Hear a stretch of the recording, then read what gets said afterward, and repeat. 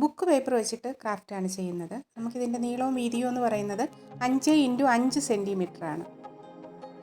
Square പീസുകളാക്കി cut ചെയ്തെടുക്കണം. എന്നിട്ടിതിനെ ഫെവിക്കോൾ വെച്ചിട്ട് ഒട്ടിച്ചെടുക്കണം. കണ്ടില്ലേ, ഇതുപോലെ ആ എൻഡുകൾ തമ്മിൽ യോജിപ്പിച്ച് ഒട്ടിച്ചെടുക്കണം.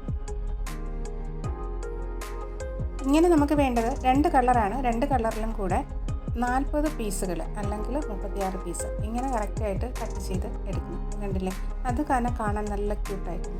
ഇനി നമുക്ക് വേണ്ടത് ഫ്ലവറാണ്. ഇതിൽ പുറത്തായിട്ട് നമുക്ക് ഫ്ലവർ ഒട്ടിച്ച് കൊടുക്കണം. അതിന് 4x4 സെൻറ്റിമീറ്ററാണ്, ഇഞ്ചല്ല സെൻറ്റിമീറ്റർ വീതിയിലും നീളത്തിലുമാണ് കട്ട് ചെയ്യേണ്ടത്. 2 കളറിലുമായിട്ട് നമ്മൾ എത്ര റോളാണോ ചെയ്തെടുത്തത് അത്രയും നമ്പേഴ്സ് ഫ്ലവേഴ്സ് വേണം.